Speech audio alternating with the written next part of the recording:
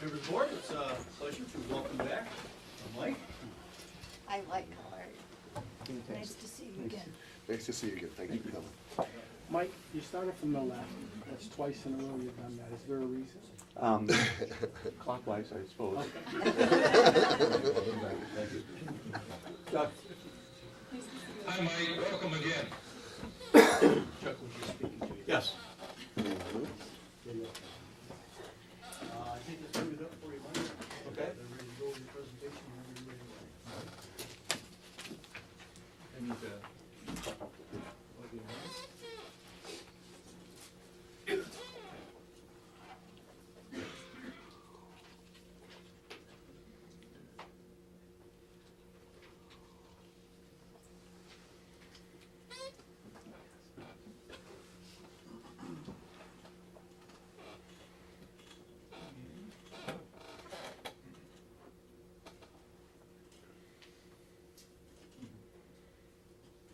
Is my time running? Oh, yeah.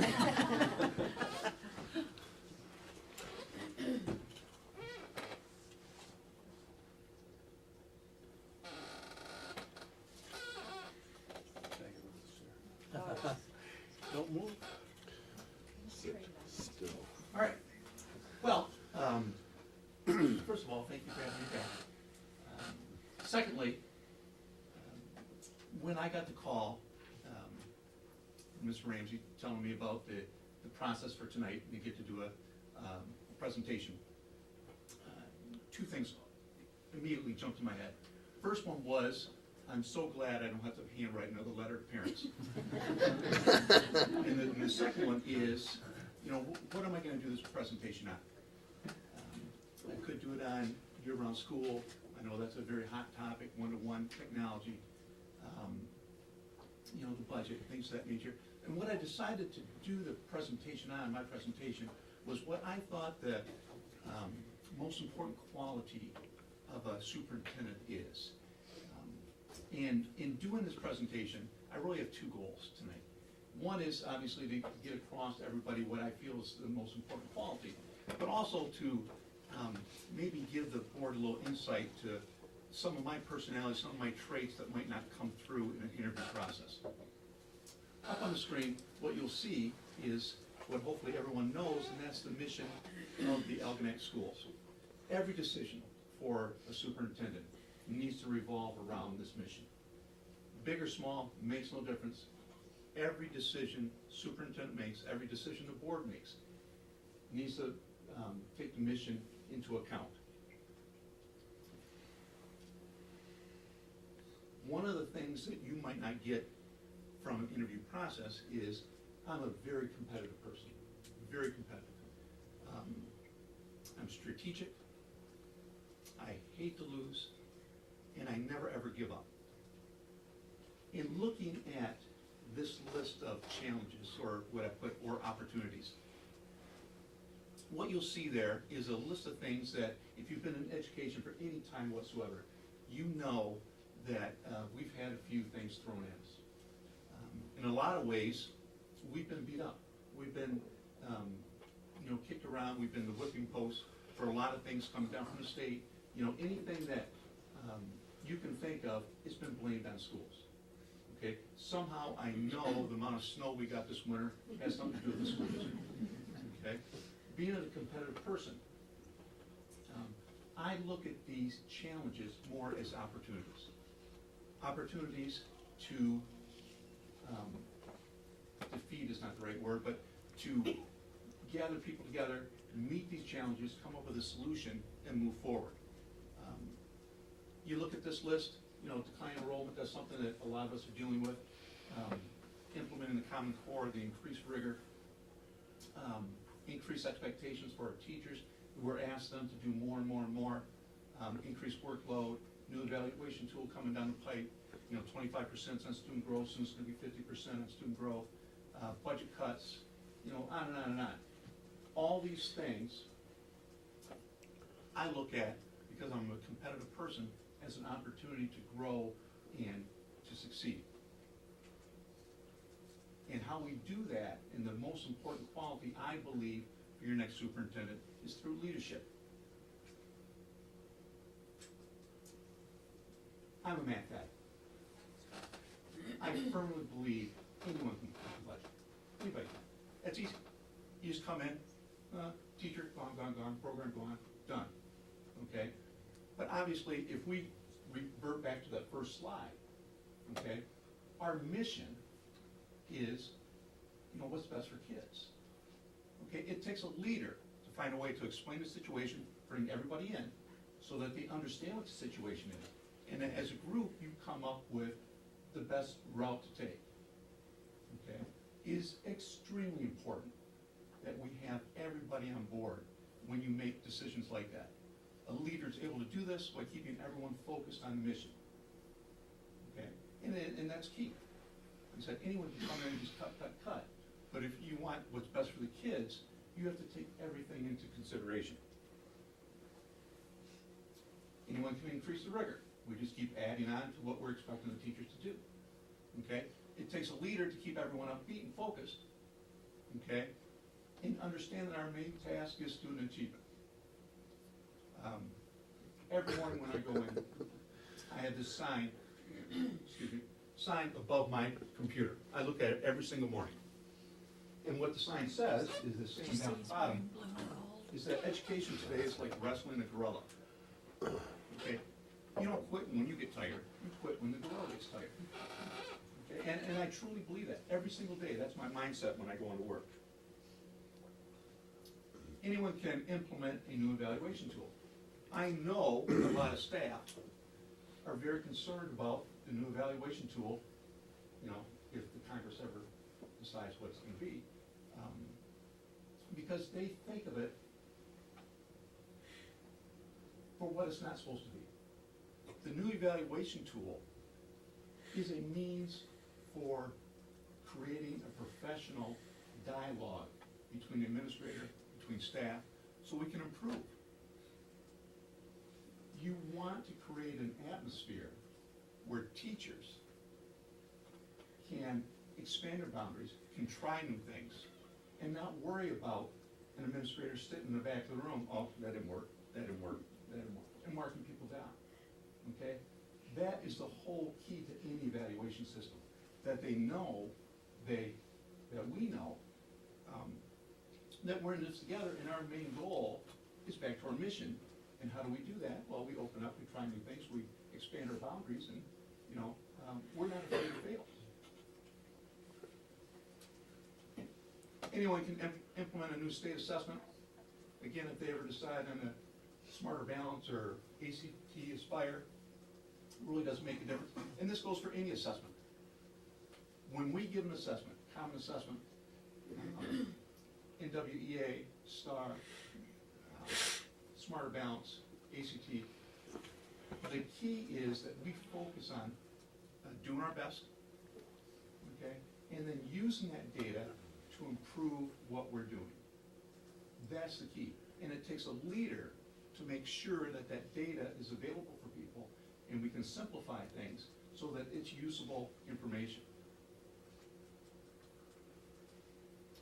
Anyone can implement the one-on-one technology program. All you gotta do is just buy iPads, okay? I'm not sure how much PD has been done, but I can guarantee you more PD needs to be done. And next year, more PD needs to be done, okay? It takes a leader to provide that PD, to model 21st century learning techniques, and create an atmosphere to use the tools to accomplish our goals or our mission. I have not heard this from lgonac, but I've heard it from other schools that have done the one-to-one, and basically it's a $700 paper and pencil. What good does that do? Okay, we have to, now that we have the tools, okay, we have to provide the staff with a PD to accomplish our mission. Use the tools to develop the higher order thinking, creating, synthesizing, analyzing, evaluating, so we're making problem solvers, independent thinkers.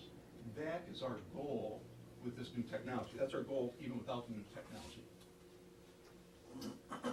Anyone can apply this school code of conduct, but it takes a leader to set a tone of acceptable behavior create an anti-bullying atmosphere where every student has a right to feel safe, and students show school and community pride.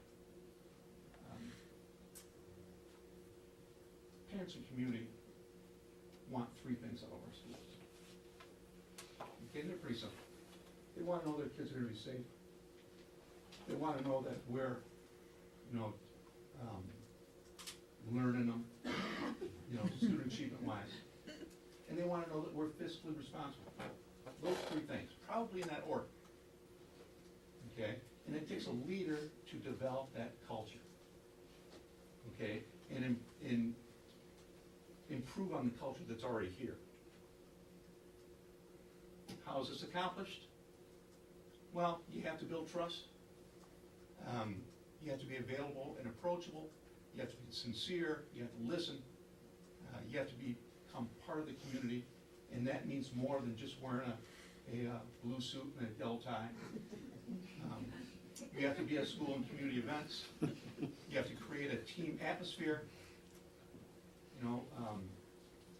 Team atmosphere. You have to lead by example. You have to have a positive attitude. You have to build relationships. You have to communicate with all school groups. You have to be transparent. Have a strong sense of character. Your passion and energy for a true leader will become contagious. And never forget that regardless of the issue, the focus is always, always, always on the kids. I truly believe lgonac Schools has all the pieces in place to be not only a leader in the area, but in the state. I truly believe that, otherwise I wouldn't be here. All it's going to take is a right leader to put everything together. And then another saying I have, if you're not the lead dog, your view never changes. With that said, obviously we need leadership. I know in my position, I don't want to compare what I'm doing with Marysville. I don't want to compare what I'm doing with Croswell. I don't want to compare what I'm doing with anybody. I want them to compare themselves with me. And when I say me, what I'm talking about is lgonac. Okay, we shouldn't always think about the other districts around us and what they're doing and compare ourselves to them. We should put ourselves in a position where they are comparing themselves to us. That's what a good leader will do for us. Where's my timer? It buzzed already. Any questions? Very good. Nice presentation. All right. Well, if we have a, is my timer even here? I can keep going, he's not here. I have, I don't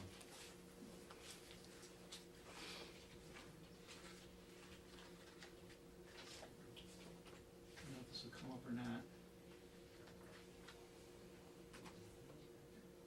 Got one more thing for us to do real quick before he comes in and yells at me for taking too long.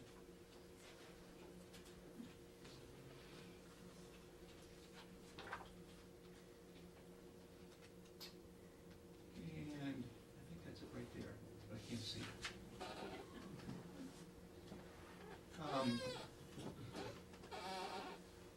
I don't know if you've ever used this before, but this is called Poll Anywhere.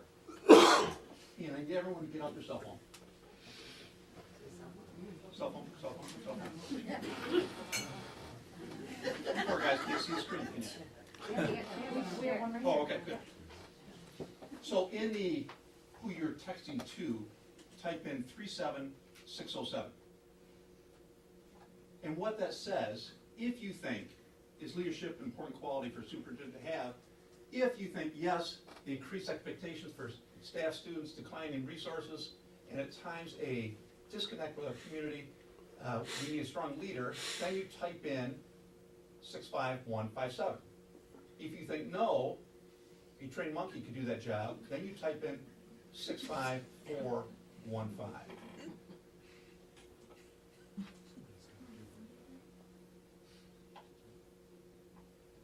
and so far,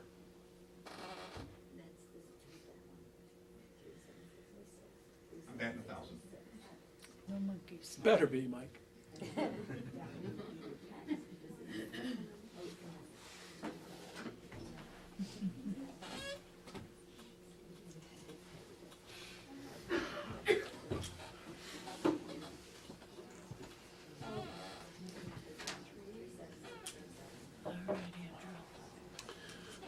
Okay, thank you very much for that. So, question number one is, how do you determine when a certain issue requires your personal attention or it should be delegated? I'm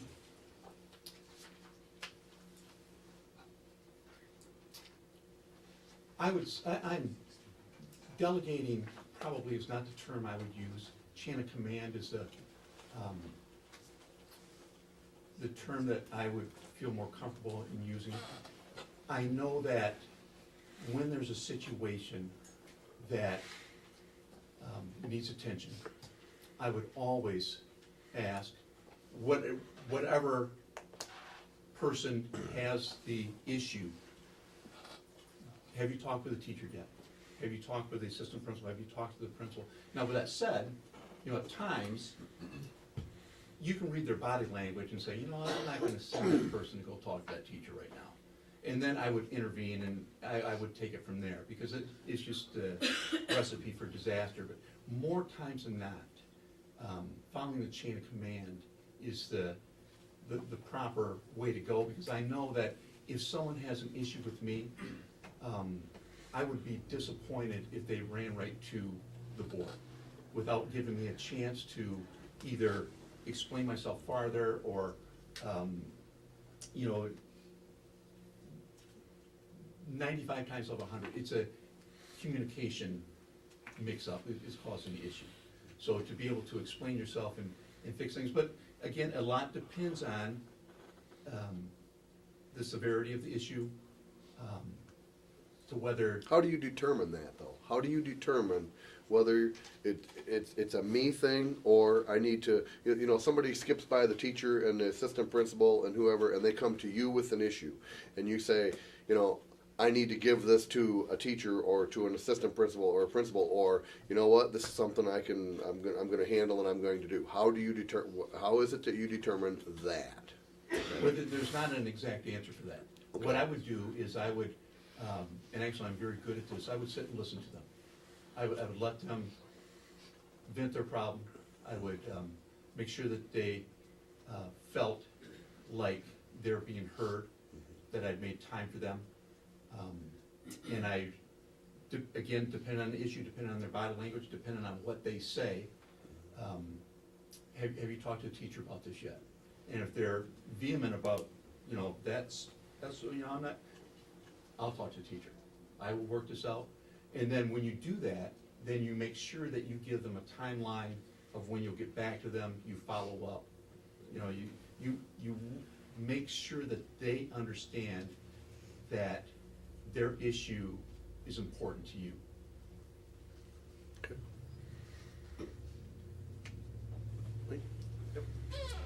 Mike, can you give us an example over the last 5 years, the most innovative initiative that you've taken on, how that developed and how you implemented it?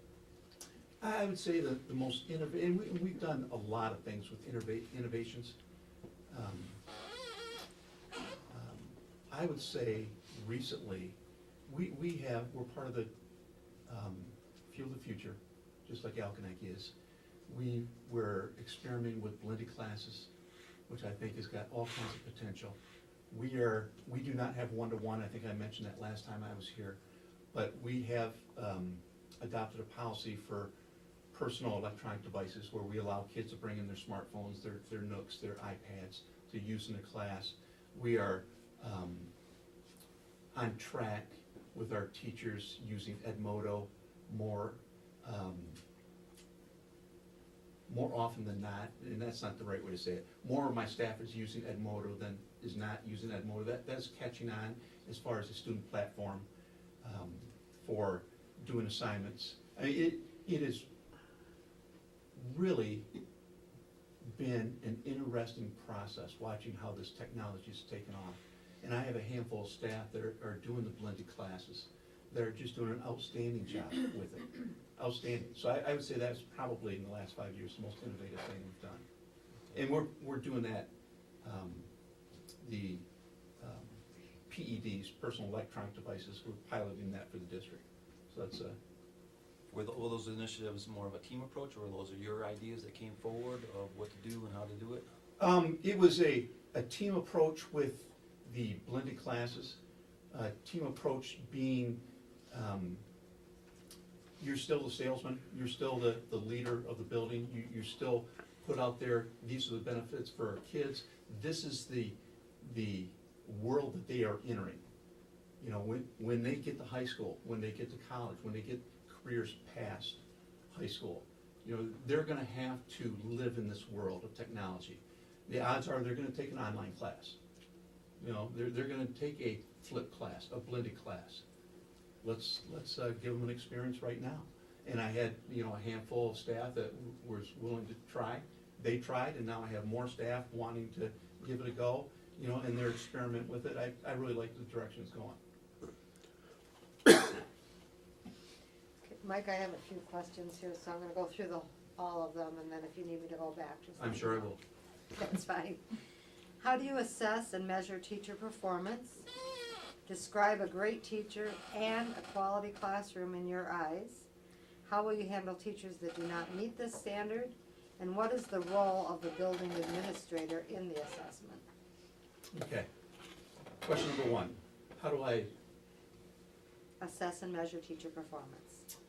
assess and measure it with a variety of ways. I do a number of quick walkthroughs to get a feel for what's going on in the classroom. Plus that allows the kids to see me also, so it's really a double-edged sword. And when you're in a classroom, you're obviously looking for classroom management. You're looking for what's going on in the classroom. You're looking to see if the kids are involved in the lesson. You're looking to see if the teacher has stated the objective she has for that lesson. If the kids know what that objective is, if she goes back and restates what that objective is.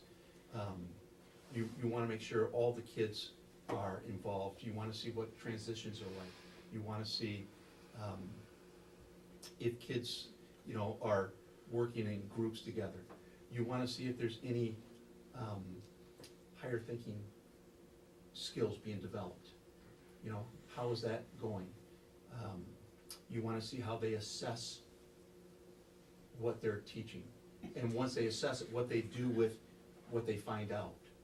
You know, how do they reteach? That's how I know how a staff member's doing. Our evaluation form is much like lgonac's. It's the rubric type that, you know, it's basically a Danielson type model. So for the formal evaluation, we do that, but we have many conversations leading up to the formal evaluation before we get to that point. You know, of you know, what's going on in the classroom, what am I seeing, you know, how, you know, what are you thinking there, and things of that nature. Okay, so now tell me, describe a great teacher and a quality classroom. A great teacher and quality classroom is when you walk in, you know it, because the kids are all on task, they're all involved in the lesson. She is differentiating, differentiating that, I mean, kids are all actively involved. I seem to be saying the same thing over and over, but, you know, classroom management, there's not an issue. She's built relationships with, she or he has built relationships with their students. It's, you know, the classroom is decorated in a way that's educationally pleasing. You know, it's the chairs are set up, desks are set up where it promotes cooperative learning. where you're not just in rows where someone's up the front lecturing. You know, there's a number of activities going on. And then how do you handle these teachers that aren't meeting that standard? You handle it a number of ways. One is you have very good discussions with them, and what I mean by that is that's where making sure you build a atmosphere of trust and a culture of professional learning, that you can have talks with them. How do you think that lesson went? Because I saw a couple of kids that really weren't on task, okay? When you assess that lesson, what did you find out? Did everybody get it? Some not? Well, what are you gonna do with the ones that didn't get it? You know what? Mrs. Hannon, right across the hall, is teaching the same thing. Have you talked to her about what she's doing?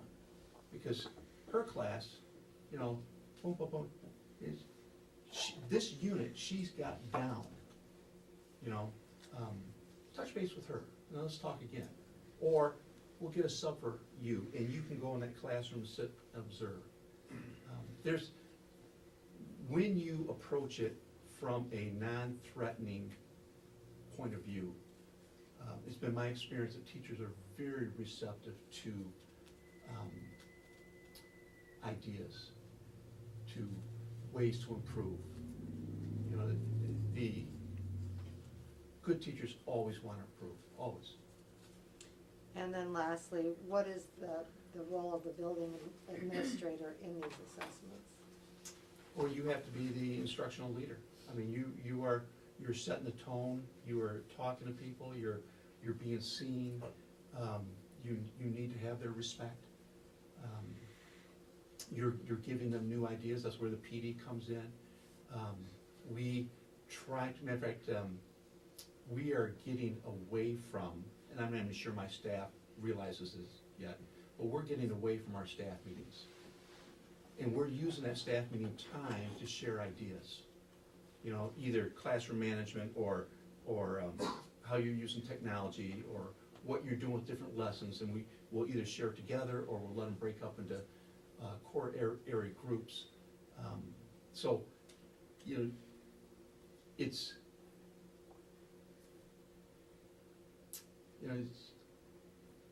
I guess that's, you need to be the instructional leader in the building and build a rapport with people, build a relationship with people where you can have those discussions. Thank you. Mike, given the current economic conditions, what % of total revenues do you think a district should hold in its fund balance?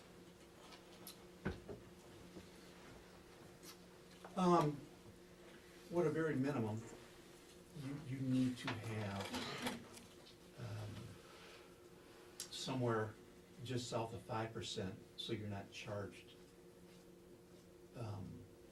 a borrowing fee when you need to make payroll in the summer. I would think 10% is an excellent number to shoot for. I know lgonac was well over 10 for quite a while, you know, and then things happen. I think our goal is to make sure that we have enough in our fund balance that we do not have to pay interest to borrow money to pay our summer payroll. But that's cutting it close. You know, I'd hate to set the bar at the very minimum. Because things happen. I have a two-part question, actually. And at what point I do you appreciate say, you not asking them both at the same time. and at what point do you say this is enough of a rainy day fund? We need to invest everything we have in improving achievement and the educational experience. I'm not sure that you use that train of thought to, you know, boy, if we can only get up to 15%, then we can really put that money into interventions or, you know, summer programs. I think that's the wrong way to think about it. I think what you do is you decide what programs are necessary, and then you find a way for it to work. You don't let the money dictate the programs. You make the programs dictate the money. Thank you. Mike, let's assume for a moment, since you're not a superintendent, you don't have the experience, but the fact you are a superintendent, try to have that head on.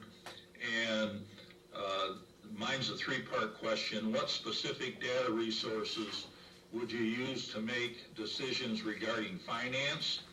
And then secondly, curriculum. And then lastly, and I can repeat these, when you would sit down to draw up a budget, what information would you need to have on the table in front of you? Well, the first, to answer your question, the information I would need to make, or data I would need for the budget, is that the first question? I'm sorry, Chuck. Yeah, for finance, yes. For if finance. you were putting together a budget. Well, you would need, you would need to know your student count. You would need to know what the governor is giving you for, per student. You would need to know what is coming in as far as your categoricals. You would need to know your best practices, if you're gonna qualify for that. You would need to know if your performance-based money, if we're gonna see any of that. You're gonna need as much data as possible, especially when money is tight. You know, a few years ago, when decline enrollment wasn't an issue, before Proposal A, you know, we get that data, but we'll pretty much do whatever we want because we all have all kinds of money, okay? But right now, with the financial situation we're in, I think it's imperative you get as much data as possible. You know, how many schools of choice kids do we have? How many schools of choice kids are we losing? You know, what are our kindergarten roundup numbers? How does that look? What's our graduating class? How does that look?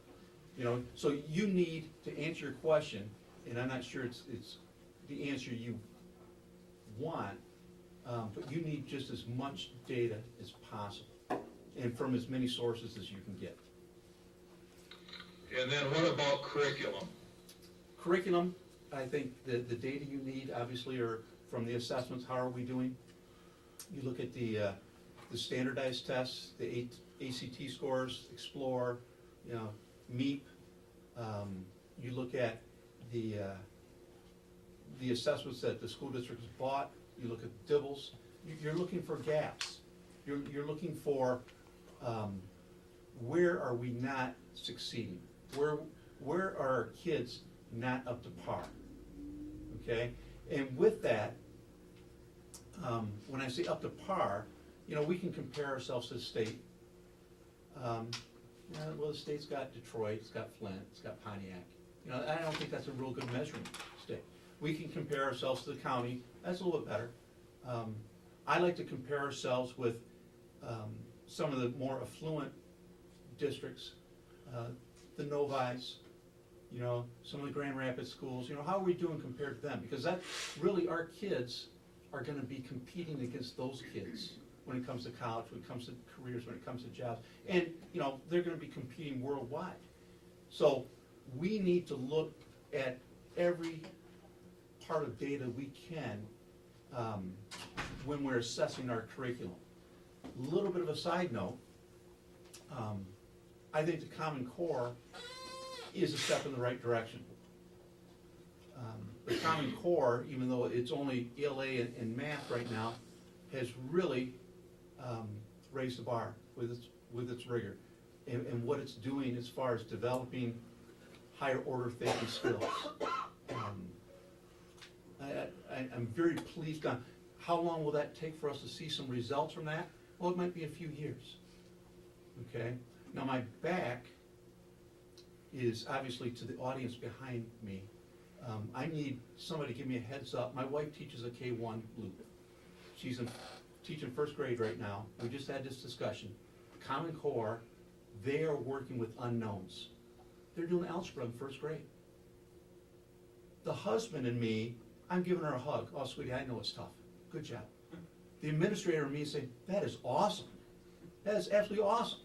she's pulling out her hair, okay? But the kids, and she'll tell you, the kids are doing an incredible job with it, with the amount of rigor that the Common Core is forcing these kids to do. It's difficult, okay? But that's the type of data I think we need to see, you know, how are they doing? If we keep raising the bar, you know, and they're reaching that, awesome. If they're not quite reaching it, all right, what can we do to bring those up that aren't reaching it? What do we do, you know, as far as interventions and things of that nature?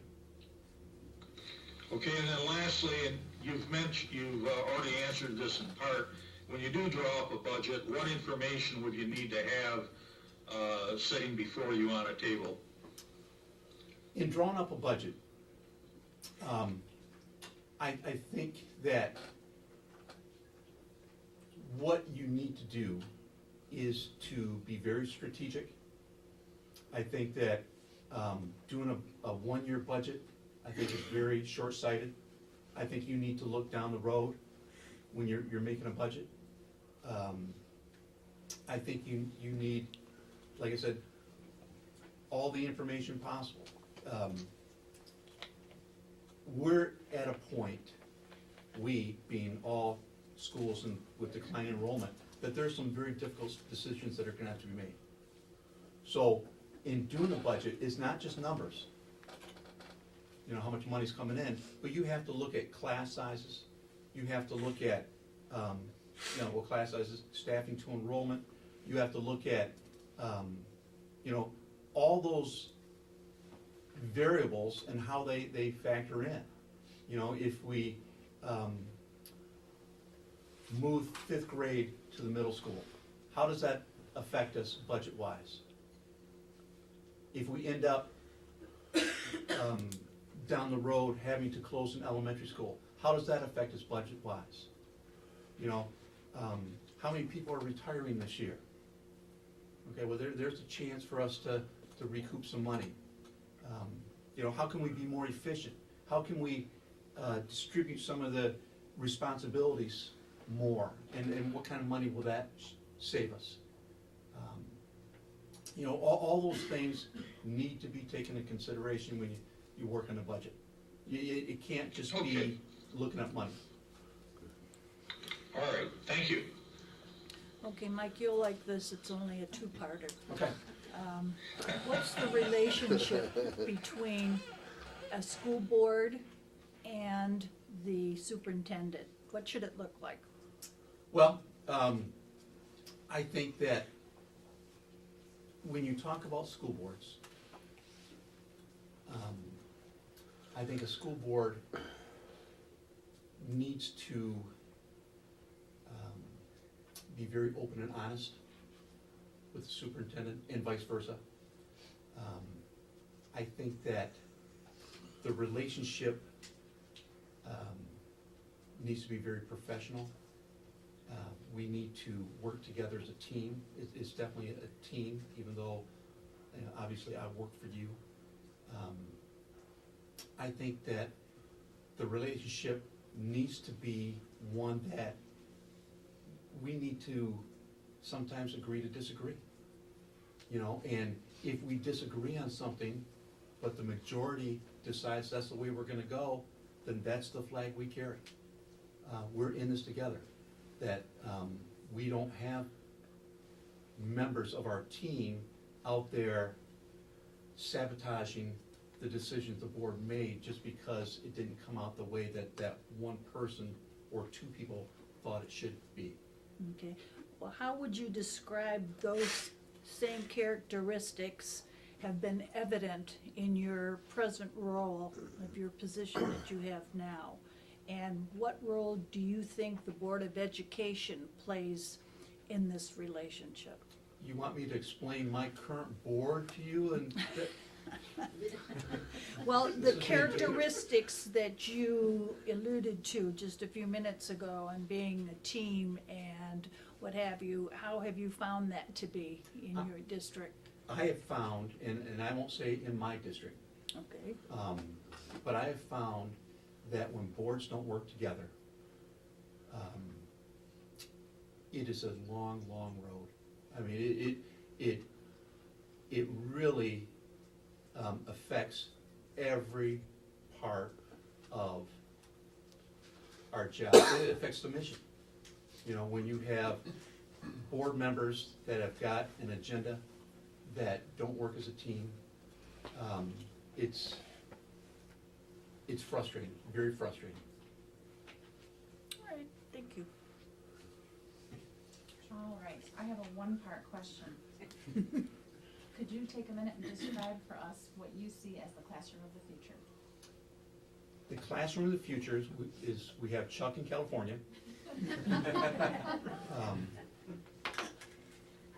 Actually, I see the classroom in the future.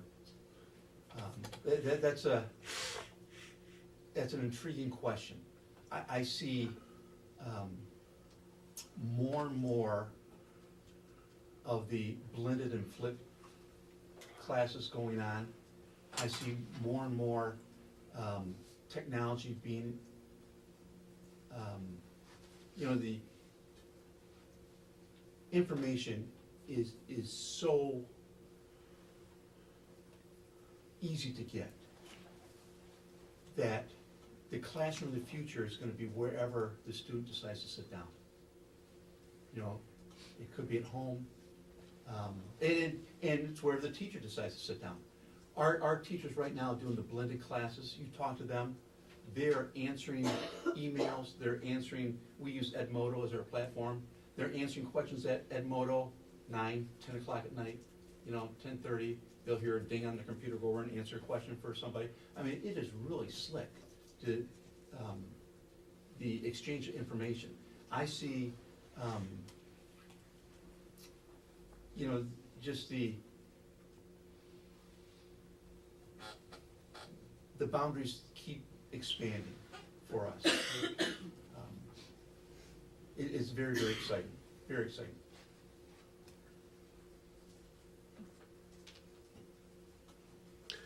Okay, when we talked about declining enrollment earlier, how do we remain attractive and competitive when enrollment drives the revenue? I think we do a much better job of marketing ourselves. In preparing for this, I was looking through my notes and my wife Karen was, talking to me about certain things. I said, I'm really excited about this IB program. She said, IB, what's IB? Well, it's the International Baccalaureate. And her eyes just looked, they have that? They have that at the elementary school? I said, no, sweet, I don't think they have it at the elementary school. Remember, I knew they didn't have it at the elementary school. But there's a great example. She had no idea that was here. I think that we do a better job of marketing ourselves in the programs we have. I think that we need to raise our scores. I think our scores are good. I think they can be better. And I think it takes a team effort to raise our scores. Because what will a family look for that's looking to move into the district? They want to know what are your ACT scores? Okay, what's your composite? How's the high school doing? That sort of thing. So I think that needs to be, a concerted focus that we have as a district. Okay, and I think if you really want to take this down the road, I think where this starts is we need to hammer the Great Start Readiness Program. In talking to a few teachers from lgonac just recently, I'm very impressed with that program. But my understanding is there's slots that are available for families that aren't taking advantage of it. We need to get those kids involved in that program. We need to, get them into a structured, research-based curriculum for that age kid and start that cognitive development going. And once we start that, then it just snowballs. And we'll see benefits of that down the road.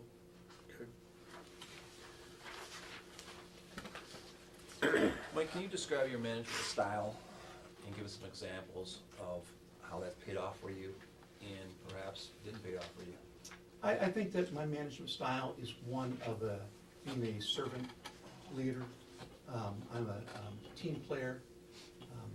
I hope that you've picked up on, because I've said it over and over and over, I'm very approachable. I have a very relaxed atmosphere, which has helped me out tremendously in dealing with not only staff, but dealing with parents and dealing with kids. But, you know, at times, I think a good leader, a great leader, is not just one type of leader. I mean, at times, when a decision has to be made, when things are not going the way you want, you need to make sure that they understand, you know, we're not doing that. You know, this is the way we're gonna do it. You know, so those kind of conversations happen. But, you know, so far, really, I've been able to adapt to the situation, and I can't think of really, well, except for one time,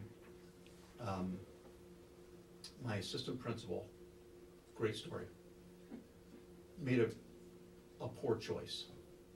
And he got called, we both got called into the superintendent's office. I'd never seen our superintendent that mad. I mean, he was red in the face, pointing his finger, and I stood up and I got between the two of them. I said, Dr. Green, anything that happens in my building, I'm responsible for, even though he's the one who screwed this all up.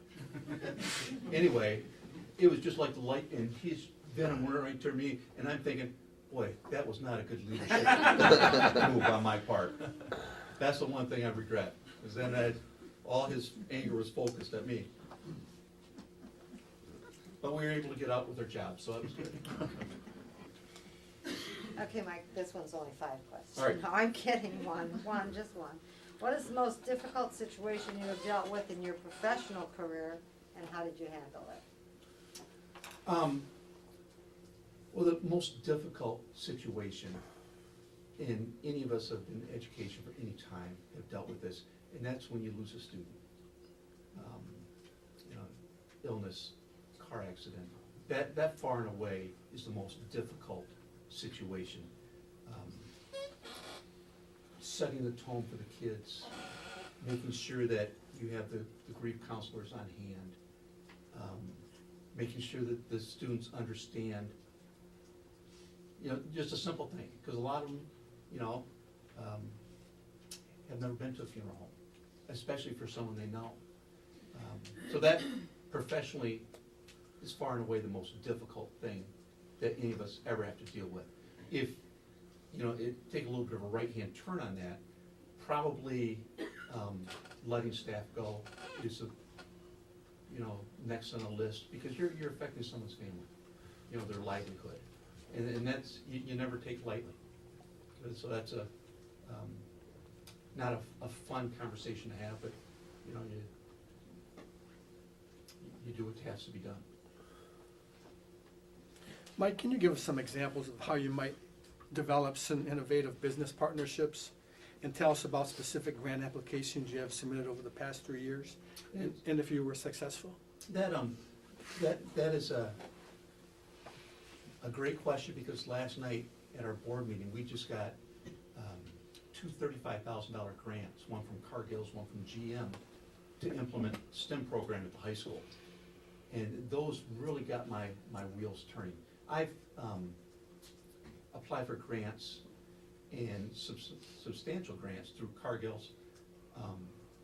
In my district, our endowment fund, I'm not sure what you do with your endowment fund here, but we use that money for grants for teachers. So we apply for those, and we use those to supplement what we're doing in the classroom. But, you know, we've bought classroom sets of iPads, things of that nature with grants. The big thing about grants is you have to be aggressive, and you have to be willing to go out and get them, okay? And you have to talk to people, and, you know, because more times than not, a grant isn't gonna come and just show up on your doorstep. You have to be aggressive, you have to go out and and do what needs to be done, jump through the hoops to get there. Did you do the lead work on this? No, sorry, I didn't. Do you have any partnerships with any businesses? Officially, no. Like I said, we've done a lot of work with Cargill. They've been very, very good to us. But I'm not sure I would call it a partnership. Okay. But that doesn't mean that, in fact, it doesn't mean at all that I'm opposed to that. I mean, partnerships, I think, are a very, very valuable resource for the schools, not only with businesses, but with colleges. You know, developing partnerships, I think is a very innovative way and soon to be almost a necessity for getting the funds we need. Thanks, Mike. Mike, what is your philosophy and position concerning schools of choice? And you have any experience in this area? Yes, my philosophy is that we want as many students as we can get. And we want to make ourselves available to school choice students. We receive a number of schools of choice students in my current position. So you know, I'm very aware of the process and students coming in.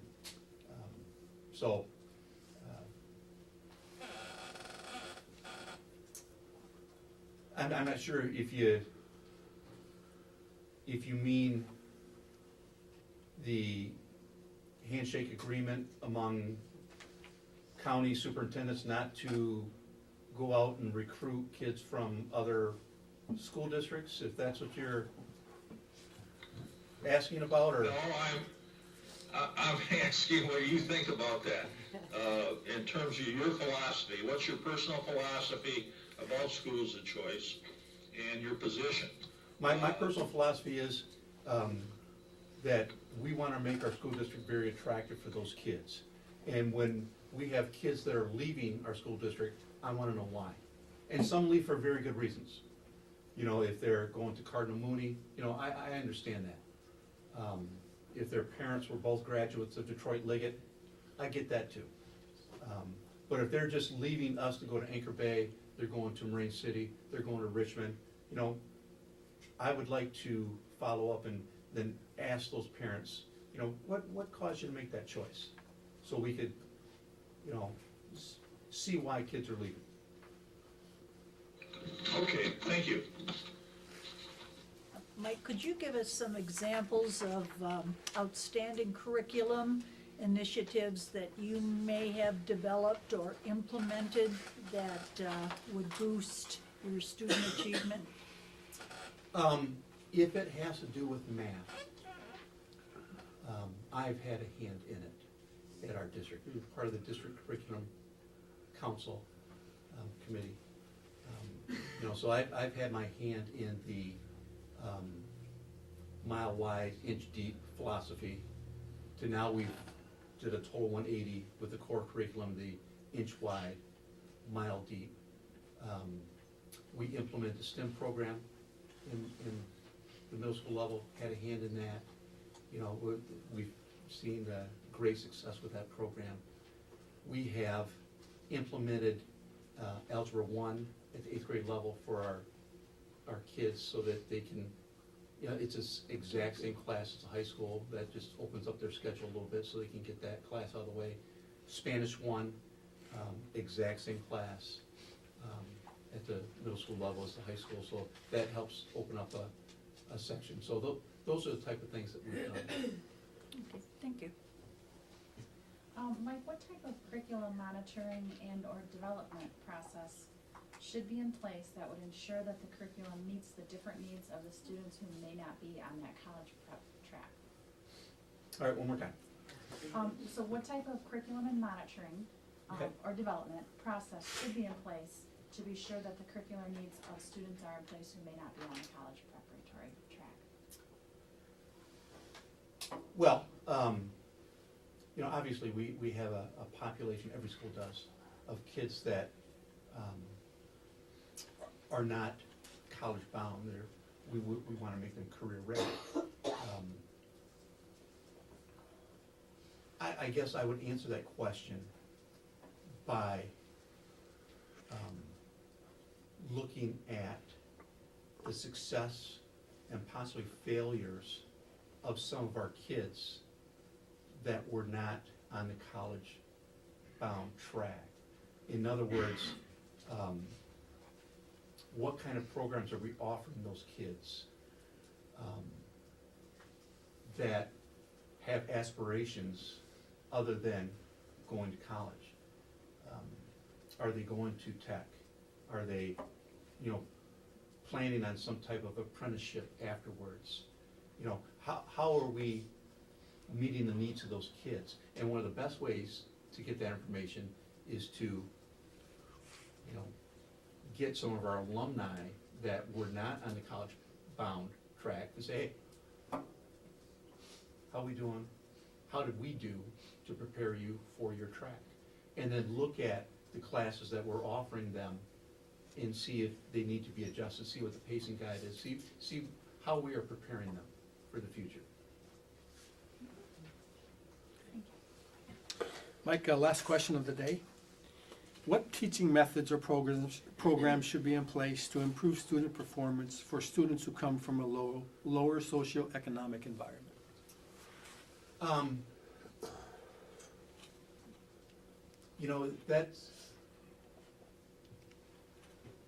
There's so many variables with that. I got into my school data and was looking at the lgonac scores, and you can separate them by subgroup.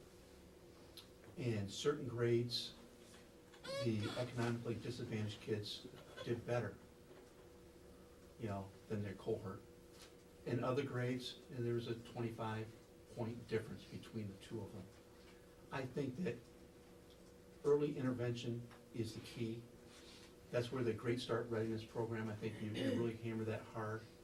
I think that building relationships with the parents, which I think our elementary teachers do a great job with, but we need to make sure that they understand the importance of that so that our parents understand the importance of,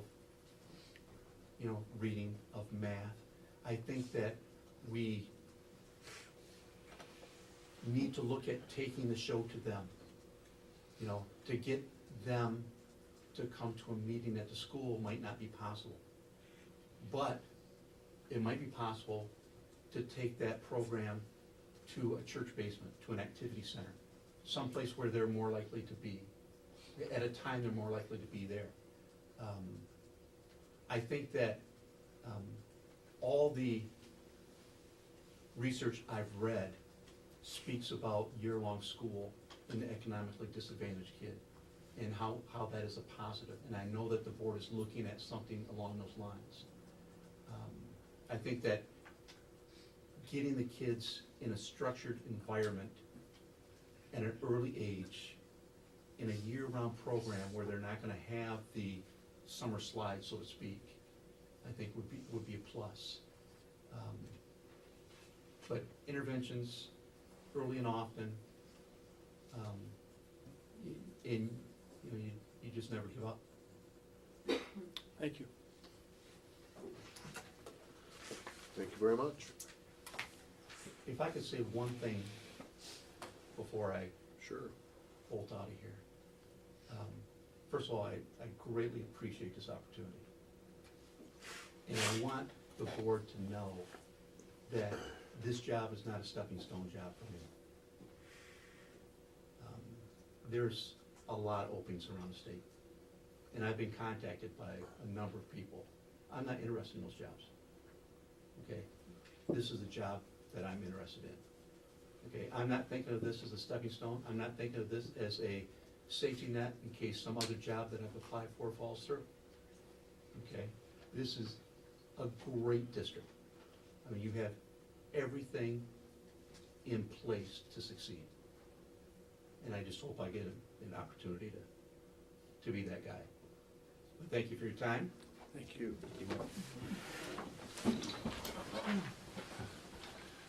Thank you again. Thank you for coming. Thank you, sir. Good to see you. Nice colors. I saw it, yeah. That's what I said. You did last night, too. Thanks, John.